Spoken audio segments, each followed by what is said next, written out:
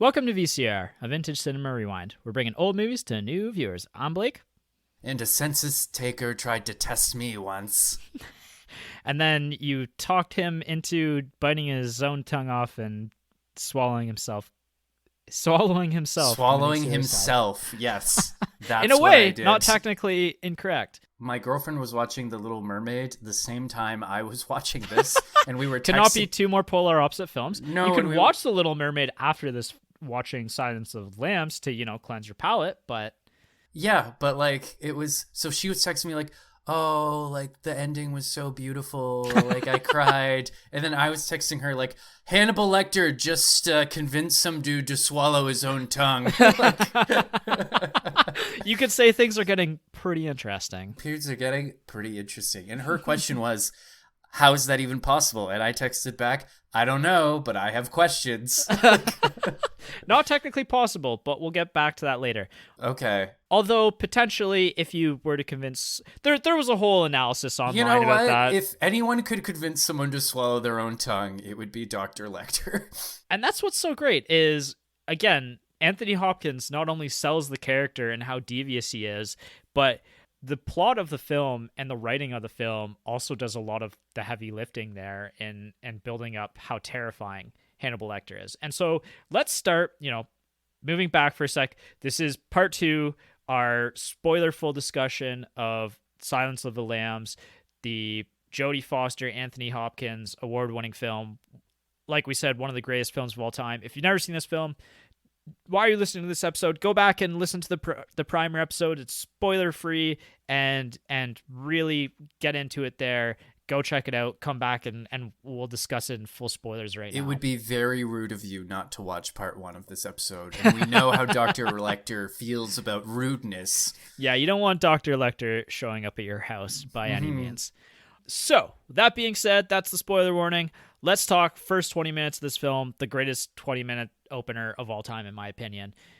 I was completely on the edge of my seat. I actually paused at the 20-minute mark because it's a clear, that was the opener of the film, and I was like, that was incredible. I paused it to see where we were at, and I was like, that was 20 minutes. I was completely on the edge of my seat, completely enchanted with what was going on. One thing I forgot to bring up in part 1 that I thought was really effective is the warden, Dr. Chin, is guiding Jodie Foster down the steps. Mm-hmm. And he just is kind of oh yeah, he's be careful around Dr. Lecter. He's one time he complained about chest pains, so we took him to the infirmary for an EKG, and he ripped the nurse's tongue out of her skull. And then he pulls a Polaroid out of his chest. He's here, this is what he did to her. And we don't see the Polaroid. And that was very effective. Actually that was a point that I wrote down, is this film is very effective at knowing when to show us things and knowing when to hide things from us and just let our imaginations run wild. And that is the perfect moment of not showing us that, because that was even scarier not seeing the result of that. Yeah, absolutely. Again, I want to talk full details of the 20 minutes because, like I said, this is the high point of the movie for me, is the first 20 minutes. But it's incredible. It's just, we get this opener with really eerie music playing while Jodie Foster is running the circuit. We already right off the bat, like you said, we see that she's kind of out of place in this setting in the FBI training headquarters. She's just surrounded by these big burly dudes who very obviously don't go out of their way to make her feel welcome necessarily either. There's a lot of moments when, there's that moment later on where she's kickboxing with her friend and all the other dudes are kind of just very brazenly looking at her what are you doing here, right? Right. You can't roll with us. Yeah. So we get that kind of build up, and then we see the Buffalo Bill, all of that imagery as we go into Jack Crawford's study. And Jack Crawford kind of says to Clarice that he's chosen her to go and, have this meeting with Hannibal Lecter to ask him this questionnaire kind of thing. See if she can, crack him open and all. They're trying something new, basically, right? Yeah.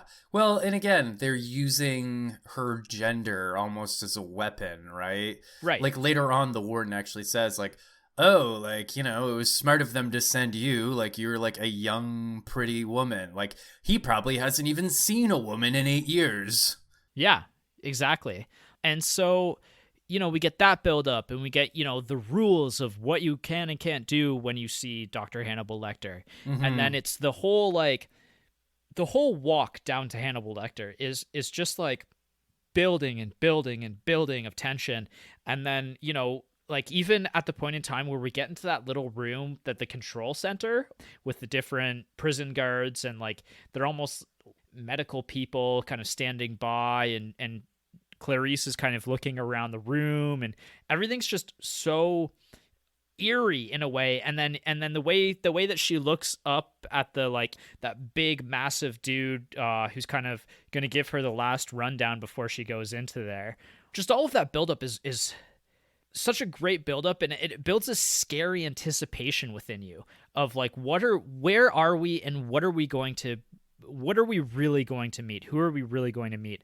And it's at like the deepest dungeon of all time. Like, we just keep going lower and lower and lower, and then Dungeon is a great word for it. Like, it's yeah, like the bowels of the castle. yeah, like it's literally like in the lowest dungeon, like, lock the door and throw away the key. And actually, as I was thinking this, I was kind of chuckling to myself, because they literally like open that gate for her to go down into the room where they're all locked up, and they each have their own cell, but they lock that door behind her. They're so afraid of these people that are in this lowest of the low level that they lock her in with them. Yeah.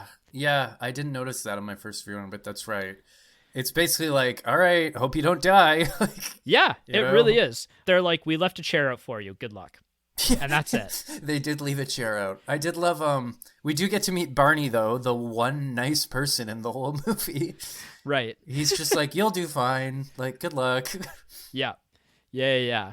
And like I said in the primer episode, this is the point where the film either is made or unmade by Anthony Hopkins' portrayal. And he just completely blows it out of the water. Like he Well, is and not to cut you off, but like she passes two prisoners on her way there, right. and they're both terrifying and deranged. Yep. And then we get to Anthony Hopkins, and he's got like a glass cell, and I loved that he's actually standing up.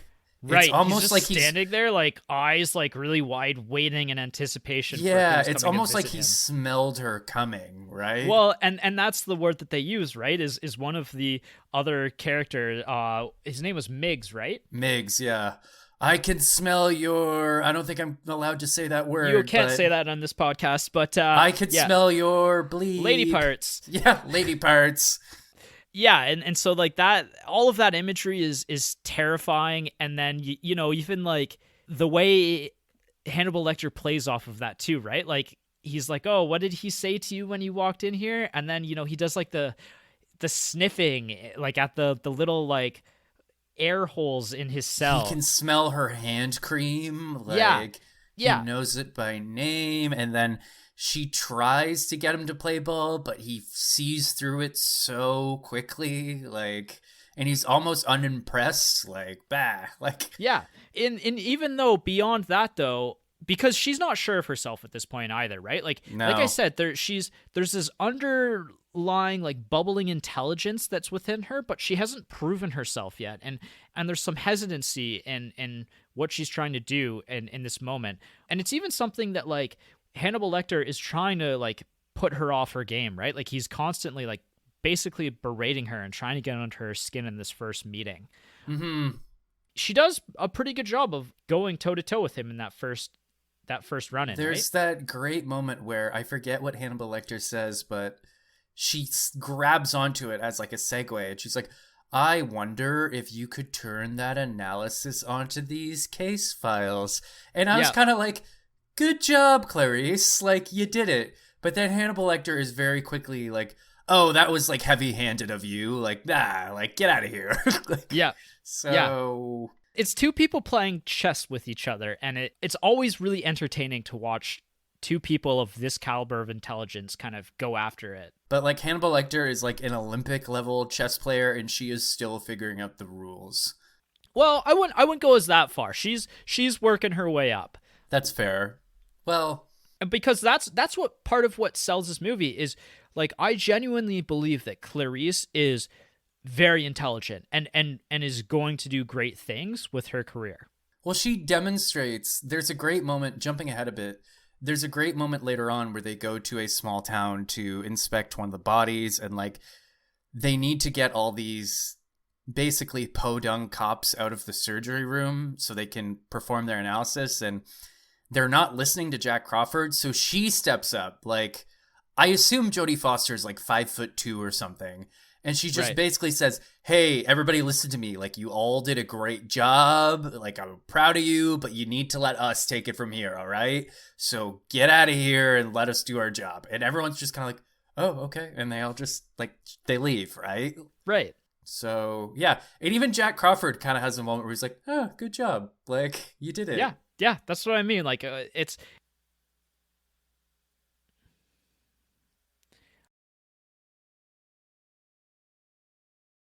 Mm-hmm. And even Lecter grows to, like, kind of grudgingly respect her. I don't even think it's grudgingly. I think he just, like, after this, maybe the second or third, their second and third meeting, he's come to really respect her.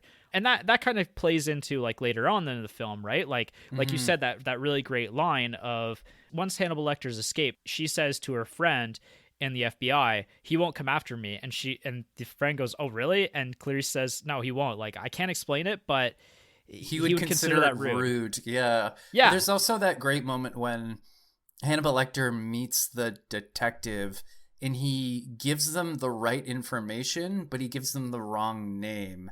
Right. And it turns out the name he gave them is an anagram for, like, I forget what it's called, like iron sulfide, which is Yes. like an anagram for fool's gold. Yeah. And she confronts him about it, like, "Oh, like, fool's gold, like, come on." And he's even kind of like, "Oh, like, yeah, you figured it out. Like, Yeah. good for Yeah. you."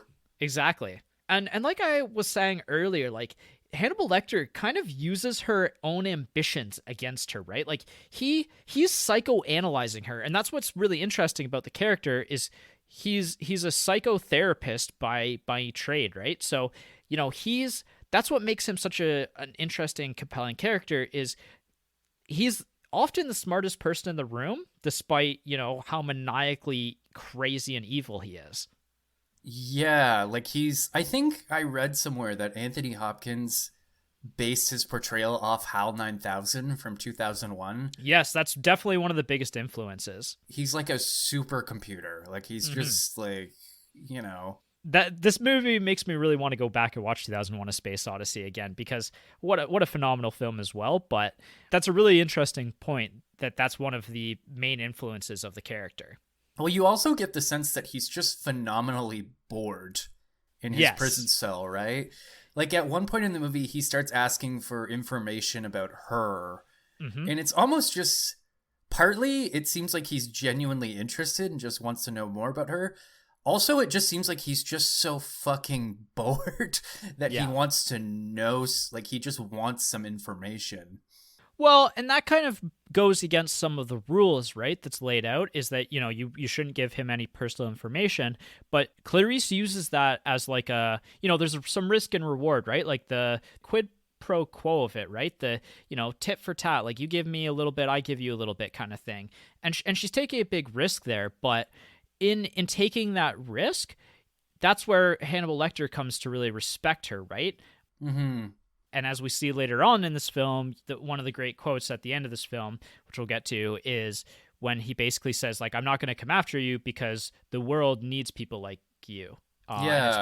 it's more interesting with people like you in it." Yeah, yeah.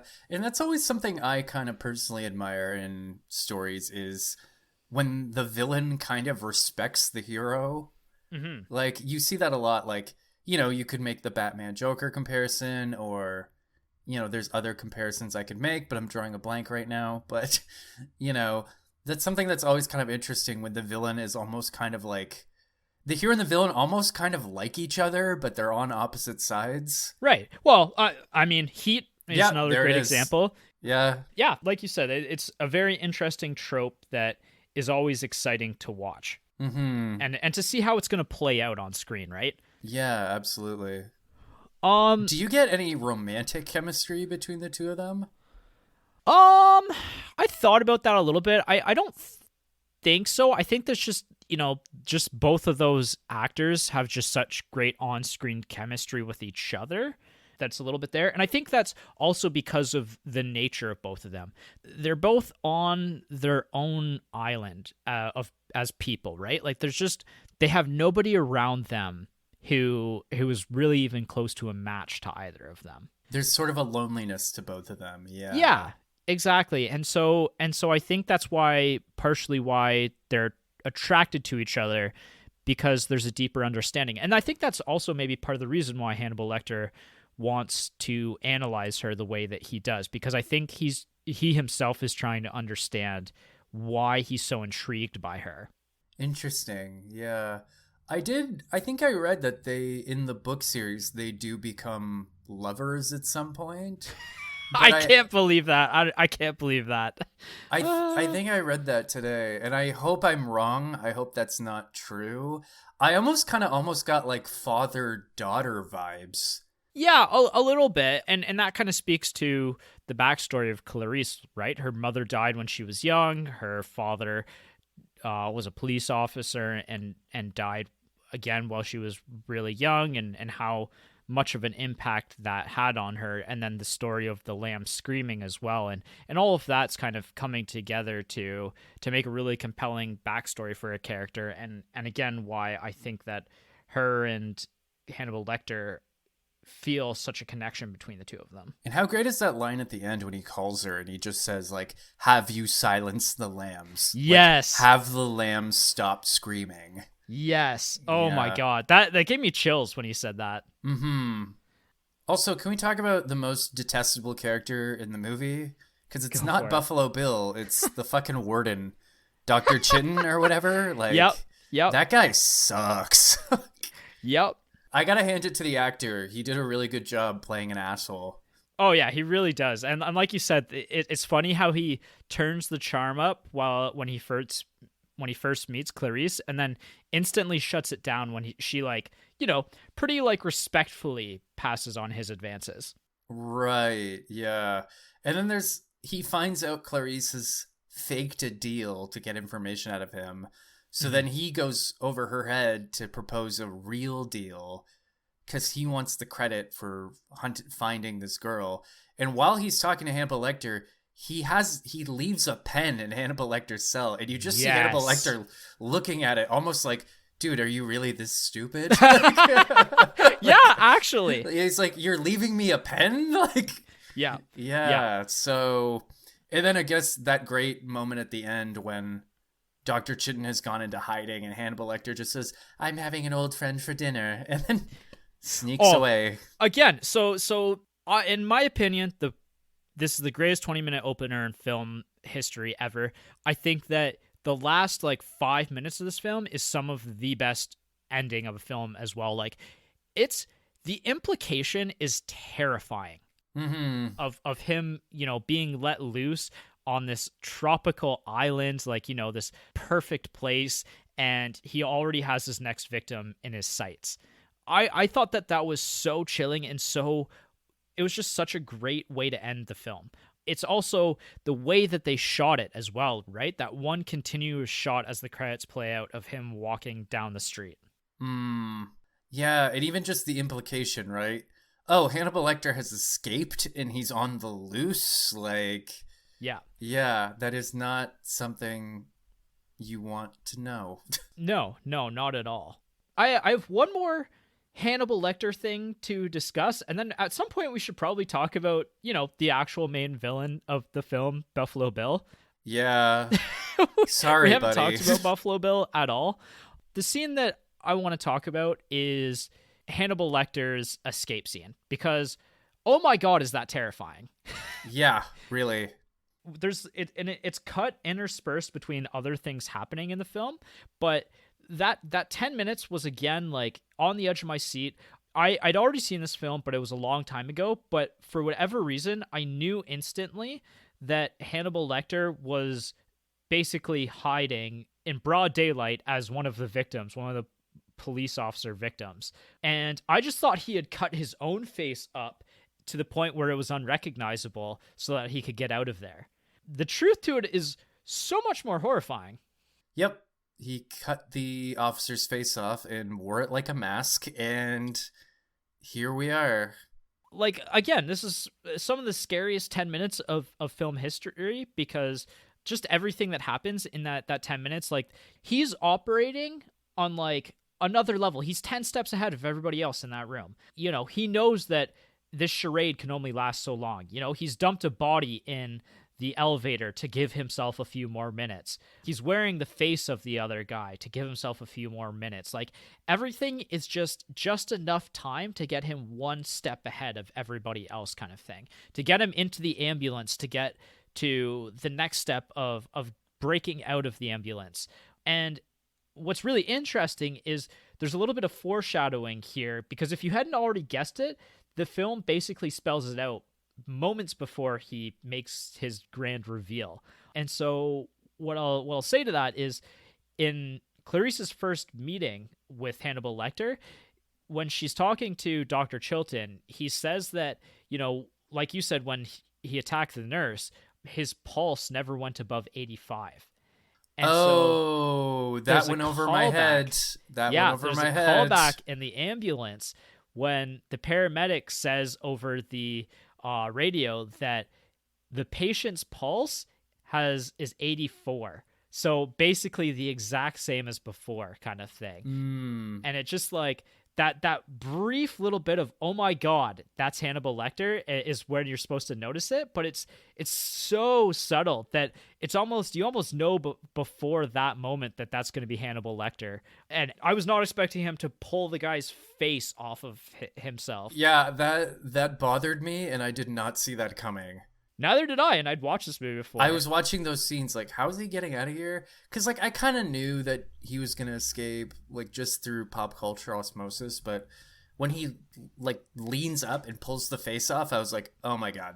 Like, yeah. I am never going to be constipated again. Yeah, it's one of the scariest moments in film history. Mm-hmm. This is just kind of a minor nitpick, but it's almost kind of hard to then go back to Buffalo Bill after that. You know what I mean? I have the exact same nitpick for you, actually, because, and this is where I said I was going to come back to the he won't, I can't explain it, he would consider that rude comment where Clarice says he won't come after me. So my nitpick with the film is in that moment, I truly believe Clarice and that Hannibal Lecter will not come after her. That, because Clarice is the only one who understands really under the surface who Hannibal Lecter is, or is the closest understanding who and what Hannibal Lecter is. And so that moment for me, it's kind of like the cutoff between the second and third act of the film, really. Yeah. And in that moment, you know, I realized that this is going to be the last time, or one of the last times, we see Clarice and Hannibal Lecter interacting. And there's like 10 minutes after that where I almost lose interest in the film a little bit. Like, the film has to try really hard to bring me back into it. And that's the only nitpick that I have of this film, is that because that quote is so perfect, is so accurate to what's going to happen, that I lose a little bit of interest there. Well, it's almost just like, I almost feel bad for Buffalo Bill or Ted Levine, because, like, he does a really good job. It's just Hannibal Lecter is such a tough act to follow, right? Yeah. It almost kind of reminds me of, this is a weird example, but you've seen Death Note, right? Yep. It's kind of like when L dies and then they bring in the two... I stopped watching the show after that, honestly. Well, you did the right thing, because then they bring in two new villains, and it's just not the same. You're just like, like, yep. Where's L? I don't care. Like, where's L? So that said, it definitely... This is another movie where, and again, this is still one of the greatest movies I've ever seen, but, like, the third act definitely goes down a little, or, like, not so much goes down a little, but the third act definitely takes maybe 10 or 20 minutes to, like, find its footing again. Yeah. Like, yeah. It's almost like the movie checks its watch. It's like, oh, right, our villain. Well, and that's what you and I are about to do, is, oh, right, our villain, let's talk Buffalo Bill. Yeah. And that's literally my segue is and Buffalo it's Bill. just as awkward as it is in the film. Yeah, I really like I thought Buffalo Bill was genuinely terrifying, especially the scene at the end where Clarice stumbles into his house and we realize that she's alone with him. Yes. Like that is fucking scary. Yeah, and you know that there's no help anywhere by. And again, there's that famous scene where Catherine is down the well and Buffalo Bill says, "It places the lotion in the basket." Or like, "It places the lotion in the basket or else it gets the hose again." And then Catherine screams and then Buffalo Bill screams. Like, it's one of Yes. those moments where you're like, I can't tell if I should be laughing or shitting my pants. Probably Yep. both. Like, On the note of that scene in general, I actually want to dive into that scene a little bit because reading about the scene later, I thought it was low key one of the more interesting scenes of the film. And not just because of the quote, but because of the implication of the quote. Because up until this point, if you remember back maybe 10, 15 minutes in the film, there's a moment where the senator, the mother of Catherine, the trapped woman at the bottom of the well, she goes on TV and basically pleads for her daughter's life. And she keeps mentioning Catherine's name in her plea. yeah, yeah. And so Clarice and the other FBI agents and trainees are all kind of watching it together. One of the FBI trainees says, "Oh, that's really smart of her to continue bringing her name up. It humanizes her, right? Right. It's so that the captor sees her as a person and not just like a thing or an object or something like that, right?" Mm-hmm. And you kind of like as a viewer, you kind of nod your head. And you're like, "Oh yeah, like that Oh, that is like yeah. a really intelligent, use of this televised appearance kind of thing." And then we get to the scene where Buffalo Bill says it rubs the lotion on its skin. It does this when it's told, or it gets the hose again. And you see that in that moment that Buffalo Bill is so deranged that this message is completely lost on him. Like Mm. he treats her as a literal object, like as a thing rather than a person or a human. Or he's just determined to see her. He's determined not to see her as a person. Yeah, exactly. It's such a great like contrast between those two moments in time There's and in the film. also the interesting juxtaposition of the fact that he's got a little poodle named Precious who he's clearly loves very much, but then there's a human being in his well that he's calling it and he's throwing like chicken bones at her. Like Hmm. it's a weird kind. It almost makes him more unsettling when you're like, okay, this guy is capable of love, but he doesn't give a shit about people. Well, and that goes into the interesting analysis of who is Buffalo Bill, right? And this is part of what makes the discussion between Clarice and Lecter so interesting is their discussion as to who this person is and the underlying person that they are, right? Because at one point there's the discussion of Buffalo Bill being somebody who's trying to transition, and that's actually Yeah. something that's somewhat controversial to the movie. But then Hannibal Lecter says this person is not a true transsexual. Like this person is just trying their absolute hardest to find a place to fit in, or at the very least trying their absolute hardest not to be the person who they are. They Yeah. despise that person. And I think John Demme, the director, said when after this movie came out, he's like, "Well, he's not really a transsexual, or he's not really trans. He hates himself so much that like to him becoming a woman is the way to escape himself." Exactly. And that's something that later on in the film when Clarice goes to his house, there's all this imagery of, Nazi propaganda and there's some other, hate groups and stuff like that in there. And it's just this image of this person who's desperately trying to find a group to fit into, basically. I don't know. It's all that trans stuff potentially makes this movie problematic in 2023. Hmm. I mean, to me, it just felt a little like, you get a lot of villains in media, especially older media that are queer coded.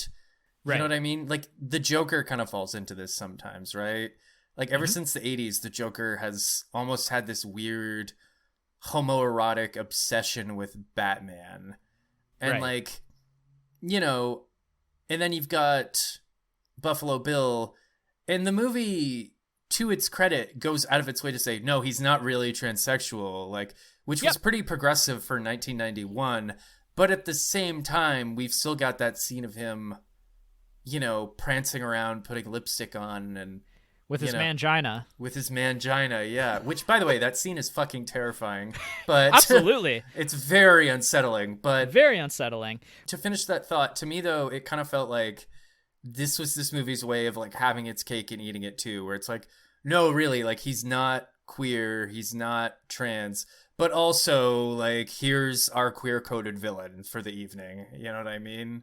Yeah, no, and you're not wrong. Like it's definitely a conflicting message at the very least. Like if you're upset by that, I can't really blame you, you know? No, no, and yeah, I mean, the idea of like a man killing women so he can make a skin suit out of them is fucking terrifying and very upsetting. And also But based in reality, which we'll get to very soon, I think. I know I'm stalling because I don't want you to. But so yeah, I mean that part potentially has not aged so well. That said, I still think what's his name, Ted Levine, does a great job with the villain. Yeah, The fact very that he's much agree. still memorable despite having to share the screen with Anthony Hopkins is a testament to his acting ability. Yeah, like people, if you say Buffalo Bill, people will remember what movie you're talking about. If you say anything beginning with "it rubs this lotion on its skin" or anything like that, like with the "it" as the preface to that discussion, like people are gonna know what movie you're talking about, and that does speak to the memorableness of his character. Yes. On the note of that scene, going back to that scene, the embedded fingernail in the well as well, and Catherine starting to scream while noticing that's such a good callback to a few minutes earlier in the film when they're analyzing his first victim. Yeah. And there's a note that I wanted to make about that when, like you said, when they're in the funeral home to analyze the body. At this point in time, what I wrote down was that the film is constantly putting you in disturbing situations, but then it's not only is it putting you in these disturbing situations, but it goes out of its way to make you feel like you're physically there. And the best imagery of that is all of them rubbing the Vicks Vapor Rub on their under their noses before they reveal the corpse. Like, what other movie makes you think of the smell of a rotting corpse before, and in such a profound way than this film? Yeah, absolutely. And Ugh. again, that goes back to, the film knows what to show you and when to show you it, and it uses that imagery. It's not like over the top like gore fest kind of thing. It uses it at very particular moments in time to really scare the pants off of you. Even that scene where they're looking at the first corpse, they don't actually show you all that much. Hmm. Like they know when to pull away and when to focus on their reactions too. Exactly. I'm a big horror movie buff, and that's my preferred type of horror, The make me think about it more than you're actually showing me it. Because I Yeah. don't need to see all that. I'm not a gore porn kind of guy, so No, I mean I don't have a problem with gore, but if you can do it without gore, that's true craftsmanship. yeah. Yeah. What did you think of the goggles scene at the end with Clarice being hunted by Buffalo Bill down in the basement? That was upsetting. I didn't care for that. That was very again, she's when you realize she's alone with Buffalo Bill and you see her piecing together that she's in danger, like Hmm. that's very that whole thing was pretty terrifying. And then when she's making her way through like his multi-layered murder dungeon, and then Yep. as soon as the lights went off, I was like, fuck this. Like, Yeah. and then we get to see her through his perspective, like stumbling around in the dark, like. But then Buffalo Bill is also dumb enough to cock his gun, and And then she moves quick, like, and it kind of goes back to one of the first scenes of the movie and one of her lessons that, don't hesitate. yeah, just shoot. Yep. So, I did think it was kind of funny when she has him at gunpoint and she's like, freeze, don't move, hands behind your head. And he just runs away and she chases after him. I was like, Yeah. you could have just shot him, right? All right. Doesn't make the same mistake twice, that's for sure. Yeah, that's for sure. She learns her lesson. Also, the scene that really got to me was when she finds Catherine and then she's just like, okay, Catherine, like, I gotta go. Like, I gotta go hunt down your killer. And Catherine just, like, screaming her fucking head off and, like, Yep. don't leave me here, you stupid bitch. I was like, to be honest, yeah, if I thought I was gonna be rescued, I'd be like, no, you're not leaving. Like, And all the imagery of that with her and the dog actually is supposed to be basically a callback to the screaming lambs, essentially. yeah, and it works. It really, really works. Yeah. So, Agreed. yeah. You even have to give it to Catherine, too. Like, she's clever enough to take Precious hostage to try to negotiate her way out. Yeah. So, it wouldn't have worked because he immediately grabs his gun.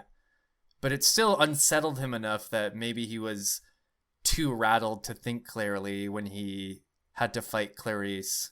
Yeah. I actually want to back up a little ways and actually talk about how Clarice ends up at this house and kind of the whole situation around here. Because I think this is actually the other small nitpick that I have in the film. And again, this kind of goes back to the third act, trying to find its footing. I think that there are pieces of the story and threads of how she gets from going to the first victim's childhood home to getting to where Buffalo Bill is currently residing. I was a little unclear how we got here. So I'm going to walk that through for us right now because that was something that I had to work out online afterwards. So we see that Clarice go to the first victim's home kind of by herself, and because she's the female, right? And this goes again back to her feminine side, right? She goes looking around the house to see if there's anything that the other FBI agents have missed. And that's where she finds in that little, what kind of box is that? The music box? Oh, yeah. So in the music box, there's kind of like a false bottom to it. Oh, yeah. And so, again, it doesn't really spell it out, but like the implication here is that because all of the FBI agents looking into this are men, they didn't really notice that, right? It wasn't as apparent to them. In her case, though, because she has this feminine connection with the victim, she thinks to look there, right? And that's where she finds the pictures. And so she finds these pictures of the first victim, you know, in her underwear, these like Polaroids, like pretty like, you know, explicit Polaroids. At this point, there's kind of an implication that there's a chance that the person who took these was Buffalo Bill. Yeah. Because it's already been discussed in the film that the first victim probably knew Buffalo Bill personally. Yeah. She then hears the cat meowing. She goes towards the cat, and what she finds is the sewing equipment at the first victim's home. And that's when she puts two and two together that the way that Buffalo Bill has been slicing skin off of his victims would be similar to that of a tailor. And so there's the tailor connection. So she's like, this is how they knew each other, is through some sort of tailoring group.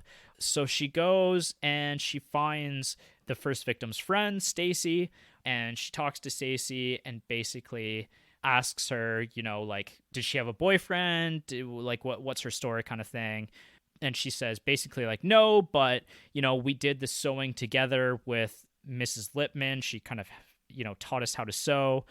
And this is where Clarice thinks, okay, well, maybe because I think that Buffalo Bill is a tailor or is in the tailor trade. Maybe there's some sort of connection with Mrs. Lippman here. And so she goes to Mrs. Lippman's home, which is where Buffalo Bill is living, because Mrs. Lippman is almost certainly the dead skeleton in the bathtub that we see in the basement.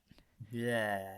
And again, this is all like very like implied, and this is again like a little bit of the weak point of the film that you have to do some thinking about to really get there, is because this is such a small town, Stacy, the friend, didn't actually tell Clarice that Mrs. Lippman had moved, and she would have probably known that, right? In such a small community. And so So that's the first kind of feeling of wrongness that Clarice would have gotten entering this home and being told by Buffalo Bill that, Mrs. Lippman has moved away. Well, that doesn't really jive up with, our expectations at this point in time. So what is the implication that Buffalo Bill just happened to be living at Mrs. The Lipson's? implication is that Buffalo Bill has probably killed Mrs. Lippman. Oh, and he's just taken over her house. Yeah. Because Yeah. because I was thinking maybe like that was his mom or something, but that doesn't really track.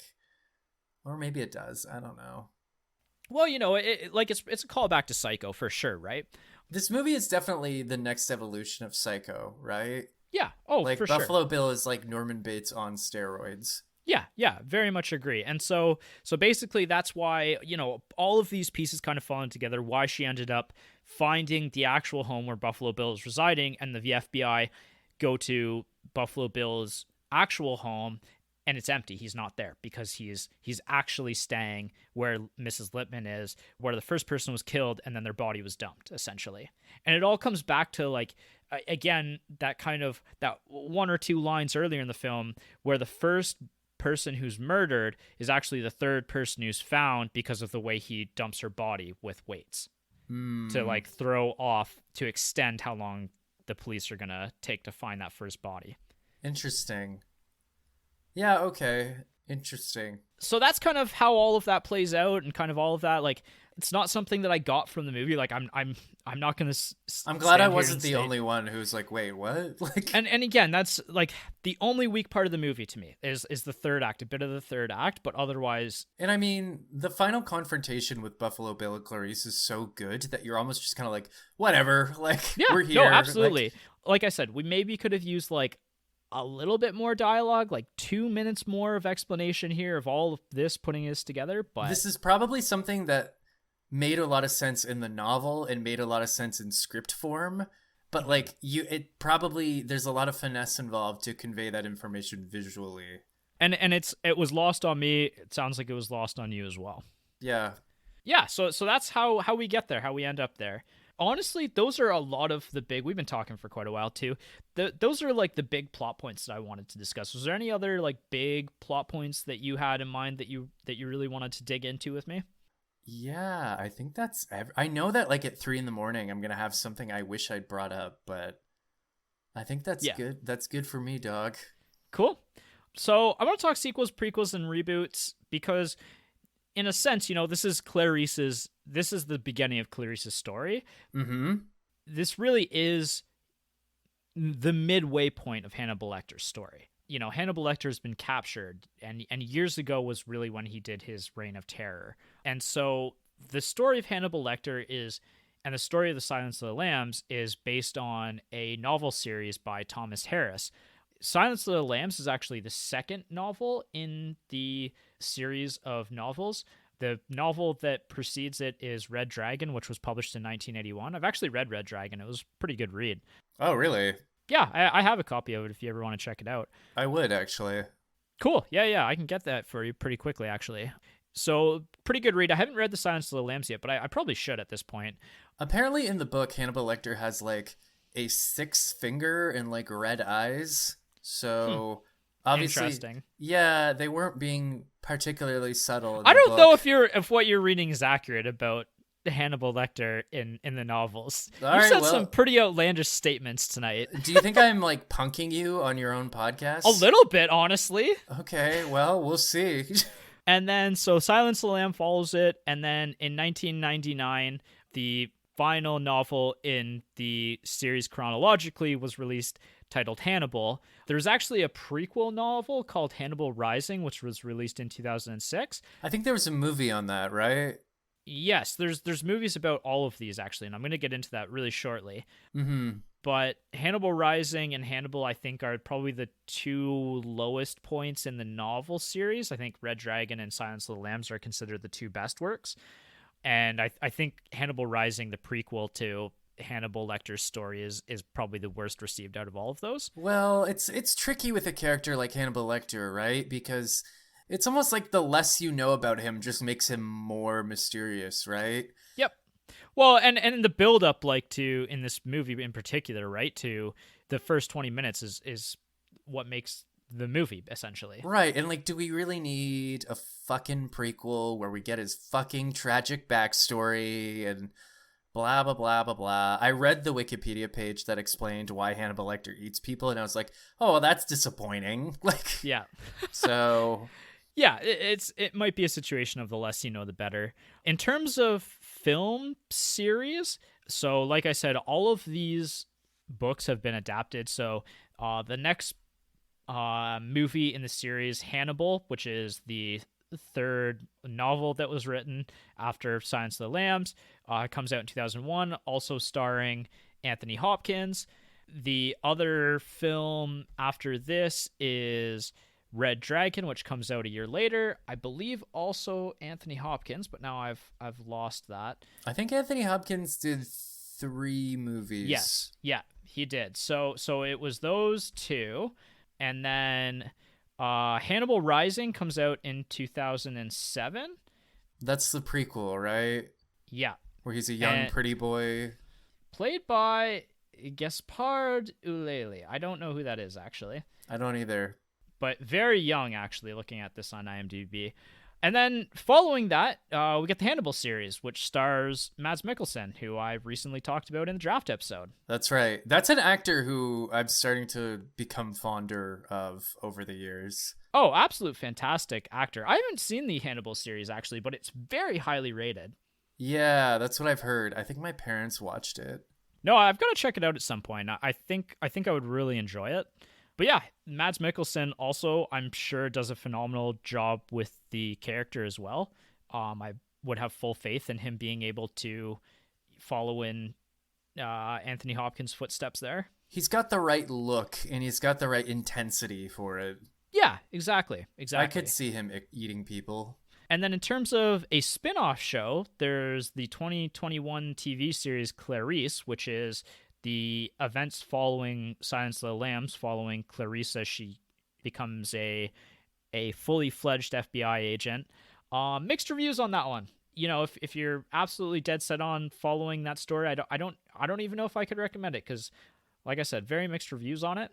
If you're a diehard fan of the Silence of the Lambs cinematic universe and you have to see it, go for it. But yep. Although I do have one recommendation instead, maybe. If you're interested in documentaries, there's a 2010 hour-and-a-half TV movie called Inside Story, The Silence of the Lambs. Was pretty well received when it came out, and it's just a documentary. It's basically like a commentary of the movie with all of the main cast and crew of the film just discussing the making of this movie. interesting. Yeah, so it's probably worth your time if you like documentaries about films. I think that would be worth an hour and a half of your time. I actually have one more surprise, unexpected connection here.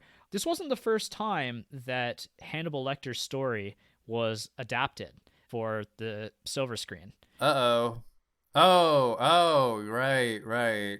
Michael Mann adapted the Red Dragon book and renamed it Manhunter. It was not well received at the time, but has since gained quite a cult following. That's with Brian Cox, right? As Yes, Hannibal Lecter with a K? Yep, with a K. I don't know if we'll get to it on this podcast anytime soon, but it is a Michael Mann film. I'm a pretty big fan of Michael Mann since we've done this podcast. I actually rewatched Thief a month or two ago. So I think in my own time, I'll probably check that movie out because Michael Mann is really good with ambiance and setting and score and all of that, and that's some of the high points of this film as well. So I'd be really interested in seeing his take on this character. I wouldn't mind seeing Brian Cox's take on Hannibal Lecter, although it's ultimately going to be a tough act to follow, right? Even though absolutely. He's the one who came first. Mm-hmm. I think I read somewhere that they actually wanted Brian Cox for this movie, but he wasn't available. So they got Anthony Hopkins. Yeah, and the world is better for it. And the world is indeed better for it. Effects and filming. A lot of the effects and filming is honestly just discussions about, Jodie Foster and Anthony Hopkins finding the characters, I think. What I did want to say before I get into that, though, is did you notice how almost the entire film was shot at night and there was almost no natural light used in the film? I did not know. I thought that was a really interesting use throughout the film. Like we almost never see any natural lighting. It's not really until the end of the film, and even then when he's walking down the pier in that foreign location, it's even kind of like dark and dreary at that point. Like it's kind of like paints this portrait of a world that really only lives at night kind of thing. Yeah, it fits the tone, certainly.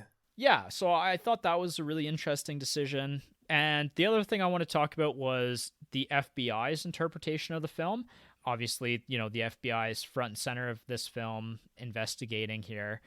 They were actually very impressed at how accurately the film portrayed their criminal investigations and serial killers and everything related to serial killers. They thought that Catherine's scene where she's at the bottom of the well and she's begging to see her mommy was one of the most accurate depictions in the film, which is actually deeply unsettling because apparently deep psychological stress like that will cause people to revert to their childhood. So there's something to... That's something that just gets to live in our brains now. Yeah, so you're welcome for that. Try not to think about that while you fall asleep tonight. The only critique that they had of the film was with Clarice showing up at Buffalo Bill's where he's staying at the home, because they basically said that absolutely in no circumstance would somebody with that much inexperience and this important of a case be just sent out on their own. Yeah. However, the director's argument here was basically like, that is the climax. Like we can't have the movie without that moment. Yeah, that's one of those suspension of disbelief moments that you just kind of have to roll with. And so here's the thing, though. In the original script, the way it was written is that Clarice is actually suspended from the FBI because of the failed deal that she had with Dr. Lecter, because she tried to like fake a deal with him kind of thing. Mm-hmm. And so at this point in time, she's actually off on her own doing her own thing in the original script. That almost makes more sense. Yeah, I almost kind of wish they had stuck with that. It's a minor detail, but yeah, it just kind of, like just paints over that little plot detail kind of thing and just ties the room together a little bit better. Ties the room together, yeah. All right, so now we get to talk about the fun parts, all of the making of between Jodie Foster playing Clarice and Anthony Hopkins playing Hannibal Lecter. So Jodie Foster, the first time that she meets Hannibal Lecter, when Anthony Hopkins makes fun of her accent, that wasn't in the script at all. He made that up. That's awesome. And so basically, like, her reaction was genuine in that moment because she was, like, genuinely upset that he was attacking her. Mm-hmm. And so afterwards, she actually thanked him for doing that, for pulling that real emotion out of her and getting that on screen. And this is, like I said, this is where we get into the really fun stuff with Anthony Hopkins. Like, he did so much background work into serial killers and who the character he wanted to portray. Like, he studied files of serial killers. He visited prisons. Like, he would go to court hearings where with murder trials and serial killers, and he would sit there and just listen to like the details of what they would do, and just watch like how the serial killers reacted to their crimes being laid out in the courts kind of thing. So he spent a lot of time with these people. And in that first scene, when we're introduced to Hannibal Lecter, when this camera pans over to him and he's standing there watching, he's actually looking directly at the camera. And that was Anthony Hopkins' idea, so that when they panned over to him, he'd be staring directly at the camera, because he basically said that Hannibal Lecter should be portrayed as knowing everything. Breaking the fourth wall, essentially, and staring into our souls like that. Like, I'm aware that you're watching me. Yeah. Yeah. Interesting. Yeah, which is, such great insight of the character. The reason why he doesn't blink at all is because he actually had picked up on that. He had a friend in London who almost never blinked while he was speaking, and he just remembered how like eerie that was. And so he basically like took that from his real life. The reason why Anthony Hopkins was cast actually was because of his performance in The Elephant Man, which really confused him because, as he said to the director, but the character I played was a good man. And the director said, so is Dr. Lecter. He's a good man too, just trapped in an insane mind, which I thought was really interesting. That is interesting. Because it frames the character a little bit differently, right? And it almost frames the character from Dr. Lecter's perspective, I think. When they move Anthony Hopkins' character to that temporary prison cell in the middle of that hall in Baltimore, originally he was supposed to be in a yellow or an orange jumpsuit, like a traditional prison jumpsuit.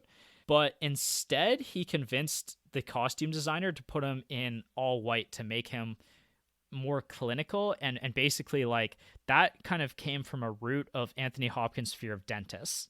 Huh. Hannibal Lecter is afraid of dentists. Yeah, exactly. Interesting. I'm just afraid of them because of how expensive they are. Oh, I forgot to mention a couple of things about Jodie Foster as well. The way that they shot Jodie Foster's character of Clarice and the perspective of the camera, when she's talking to people, she's often talking to people off camera or looking slightly off camera. Whereas all the other characters who are talking to Clarice are staring directly at the camera. Like it's them looking there, because a lot of the film is in the point of view of Clarice. Like we're meant to really feel like we're in Clarice's shoes in this movie. I did notice that there were a lot of extreme close-ups in the movie. Like a lot of face shots where it's like your eye level with another character and just looking them right in the face. I did pick up on that, yeah. The reason why Jodie Foster got the role as well is because of her walking down the hall when she was meeting the director, and he thought that she had like an air of determination about her about getting that role, because she was pretty dead set on getting this role, because this was another like jump into adult filmmaking, and coming from like a childhood actor, like that's something that, I'm sure if I was a childhood actor and trying to break into more adult roles, like that's something that a lot of people have difficulty with, right? Yeah, really. So he admired her for that and thought that she could bring that to the character. We talked about the end of the film and how incredible of an ending the film is. There was actually an alternate ending that was written that was changed, I think, relatively late in filming. So in the end, they were still going to have the call between Lecter and Clarice, but in this moment, he's completely changed his appearance, and then he tells her that Clarice looked great in the blue suit she was wearing that day, so it implies that he's not far, kind of thing. And then the camera kind of pans out and he's got Chilton tied and gagged in his house, and there's a dead security guard also there. And then the movie ends with Lecter holding a knife over Chilton and saying, "Well, Dr. Chilton, shall we begin?" And then the film cuts to black, kind of thing. They decided not to go with that ending because the director found it too icky. Icky. As opposed to everything else in this movie. I think that's a less effective ending. I think that's not icky. I think it's like almost too Hollywood of an ending. Well, the image of him disappearing into a crowd is very effective. And then also that line, like, "I'm having an old friend for dinner." Also, just, it implies that he's left the country, too. So it's really like, Hannibal Lecter is at large. Like, that's terrifying. And he's not going to be found for a while, I don't think. And, and then what else is the other great part about this is, again, kind of sticks to the consistency of earlier when Clarice says that he's not going to come after me because, he respects me, essentially. The ending that we got points more towards her being correct, right? And he basically says to her, "I'm not coming after you. Let's have some mutual respect here. You don't have to come after me either, right?" And she says, like, "I can't do that, because of what I am." Come on, man. Like, yeah. Anyway, the last effect in filming I actually was going to mention is David Lynch makes an appearance in this film. Where? About 35 minutes in, when they're in the gym, if you rewatch the film, listen for the quote, "Cindy in the ring for Starling." That's actually David Lynch yelling. They just happened to be filming season 2 of Twin Peaks at that time in the same county, and so they decided to go to set that day and say hello. Wow, that is the most David Lynch thing I've ever heard, right? Yeah, so nice Yeah. connection to our draft episode. So at this point, I'll just say if you're interested in Twin Peaks or you've never heard of Twin Peaks, go check out the draft episode because it gets brought up at It some does point get there. brought up at some point, doesn't it? And the person who brings it up does a really good job. Really ties the room together, and It it really really ties the two does. episodes together. So anyway, score. So scored by Howard Shore, who also scored Philadelphia.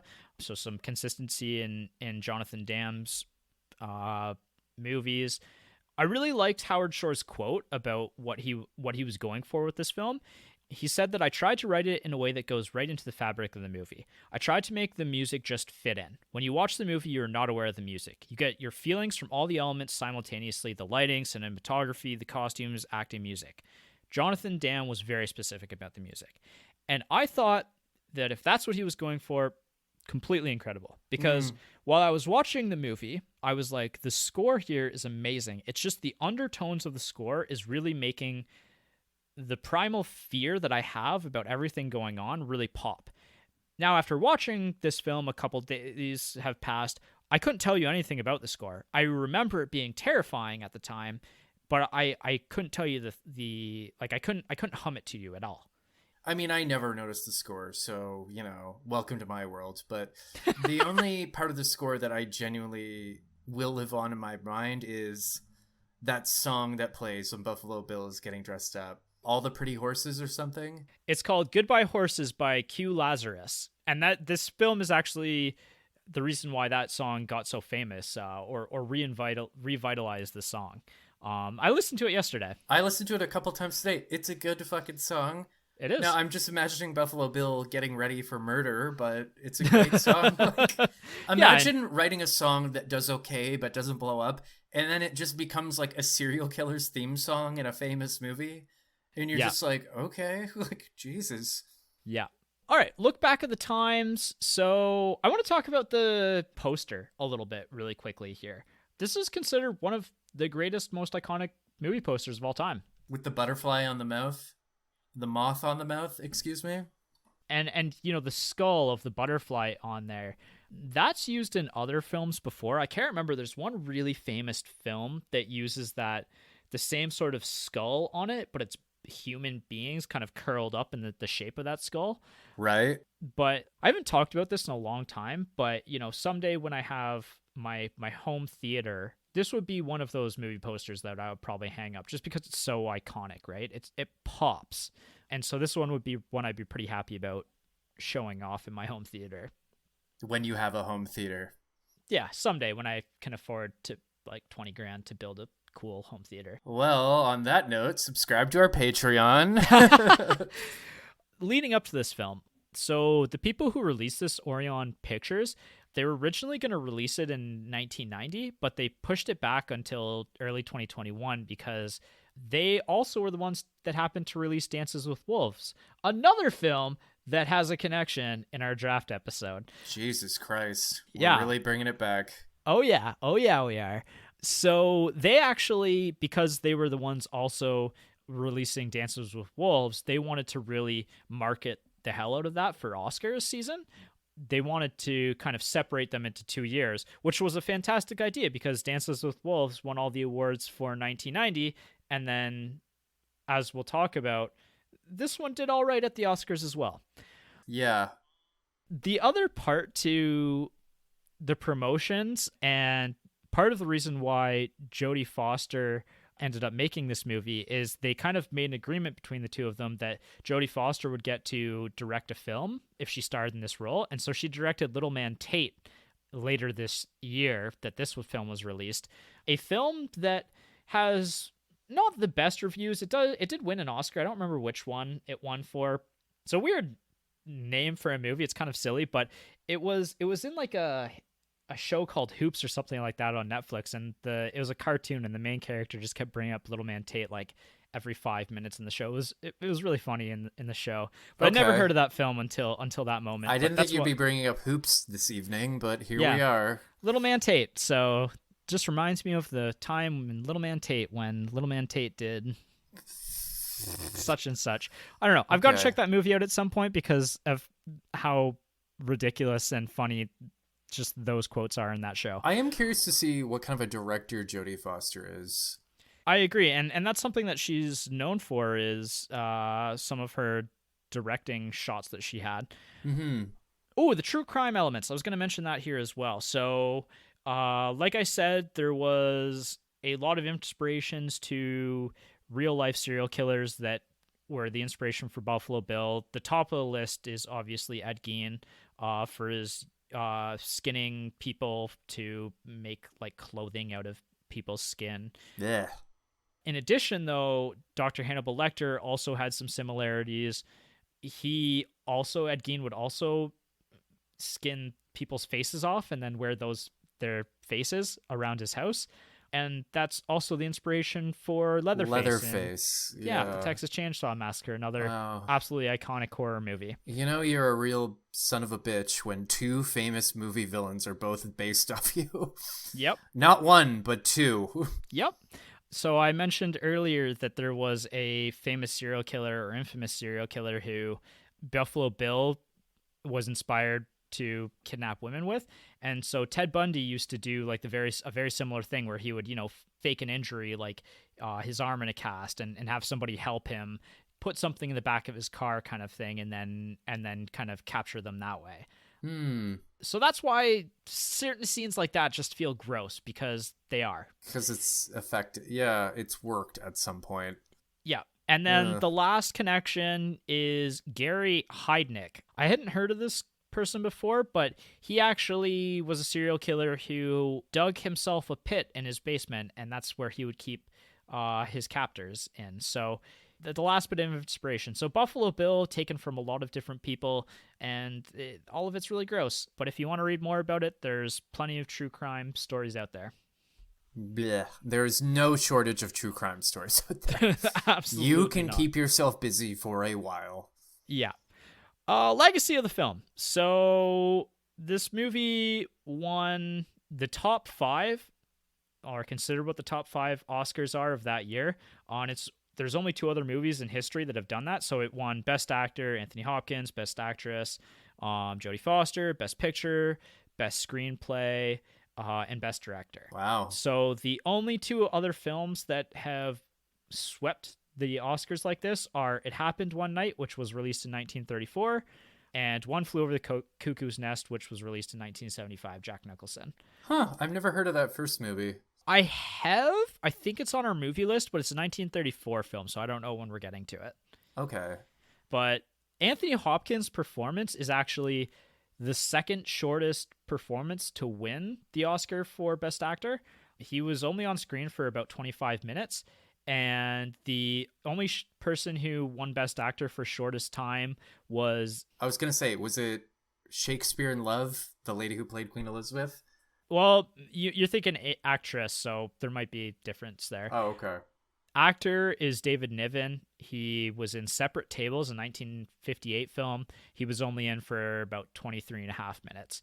However, Anthony Hopkins, because the film is longer than a 1958 film, he wins the record for lowest percentage in the film. Interesting. Other legacy bits here. So Clarice was voted the 6th greatest movie hero of all time in the American Film Institute's greatest heroes, and she was the highest rated female on that list. And Dr. Hannibal Lecter was voted number 1 greatest movie villain of all time. It's hard to really think of anyone that comes close, right? The only person I can maybe think of is like Darth Vader or the Emperor, right? Darth Vader probably in the top 5, like Heath Ledger's Joker up there, like, like the classics, right? Like Hannibal Lecter's pretty scary. He's pretty fucking scary, yeah. Oh, I was gonna mention, I forgot to talk about this in the look back at the times, but so I said how Jack Crawford, the FBI professor based on a real life FBI agent who Mindhunter was heavily influenced by, so John Douglas. So he actually personally coached Scott Glenn on portraying the character of Jack Crawford. And actually, while this film was being made, he was in the middle of actually hunting a serial killer, the Green River Killer, Oh. who was believed to have killed more than 90 women in Washington between 1982 and 1998. This is like literally right smack dab in the middle of his killing spree. The real life killer's name was Gary Ridgway. He was actually eventually captured in 2001, and he pled guilty to 48 counts of murder in 2003. So just a lovely human being. 48, eh? Couldn't round it up to 50. Well, he's thought of to have killed at least 90 people. So Okay. they just have enough. There's enough evidence left behind for 48. That's almost too many. It's almost too many. Yeah, pretty terrifying. Ooh, famous misquote here. How does the salutation of Clarice go when Lecter says it? I read about this morning. He just says good morning, right? He says, "Good evening, Clarice." Right. Most people say, "Hello, Clarice." Mm-hmm. But the real quote is, "Good evening, Clarice." Okay.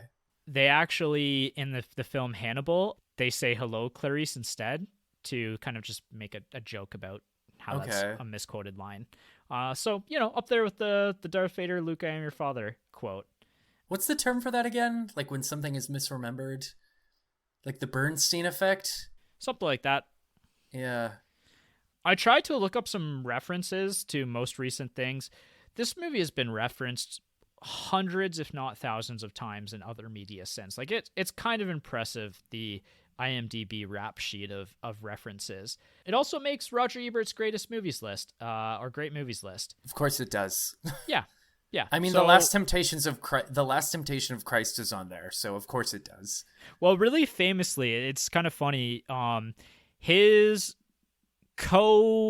movie reviewer, I believe in Chicago, famously hated Silence of the Lambs. Oh, Gene Siskel? Yeah, and Roger Ebert never let him live that down. Good. Yeah, so famously hated this movie, did not get it, and Roger Ebert reminded him of the fact that he was literally the only person ever to have that take. Sorry, Gene. So Roger Ebert, good sense of humor. Personal reviews in the partner factor. I've already said it. Basically, like I think this is one of the greatest movies ever made. I have some nitpicks in the beginning of the third act. Otherwise, like it's a 9.8 out of 10. There it loses like 0.2 points for a little bit of awkwardness in the. I think I'd give it a full 10. Yeah? Like I watched it by myself. I didn't watch it with my partner Emily, but no, I had a really, really good time. Yeah, just I watched it together. She was like, "Yeah, that was great." No notes. Perfect. Yeah, no notes. Like I said, for all intents and purposes, it's a perfect movie. It's just there's a little bit of nitpicking that you can make in the third act.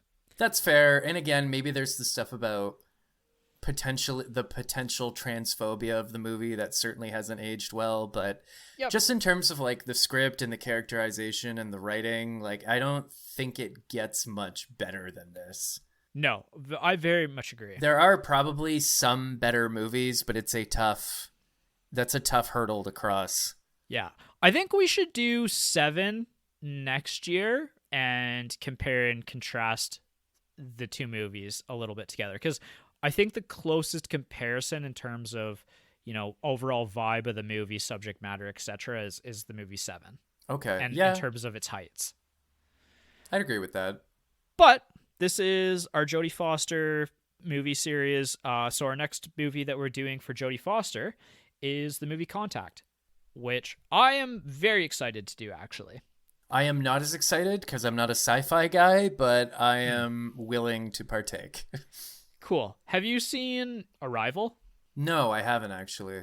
I would say going into this, Arrival's probably like the closest comparison.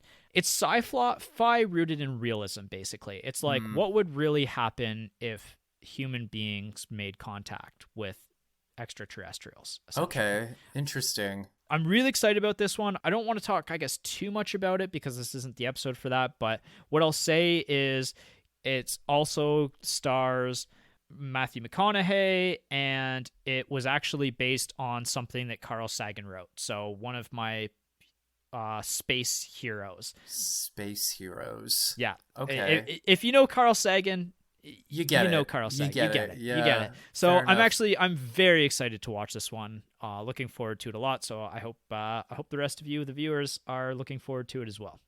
That's right. I think that's it. And remember to tell your dad.